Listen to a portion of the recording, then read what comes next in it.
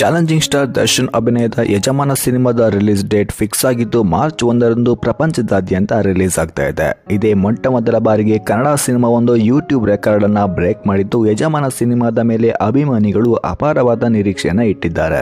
D boss ಜೊತೆ ರಶ್ಮಿಕಾ ಮಂದಣ್ಣ ಹಾಗೂ Tanya hope ರವರು ನಟಿಸಿದ್ದು ವಿ ಹರಿಕೃಷ್ಣರವರು ಸಂಗೀತ ನಿರ್ದೇಶಕರಾಗಿದ್ದಾರೆ. ಸದ್ಯ ಈ ಸಿನಿಮಾ ಕನ್ನಡ ಚಿತ್ರರಂಗದ ಮುಖ್ಯ ಥಿಯೇಟರ್ ಆದ ನರ್ತಕಿ ಥಿಯೇಟರ್ ಹಾಗೂ ವೀರೇಶ್ ಥಿಯೇಟರ್ ಅಲ್ಲಿ ಹಾಗೂ ಪ್ರಪಂಚದಾದ್ಯಂತ ರಿಲೀಸ್ ಆಗ್ತಾ ಇದೆ.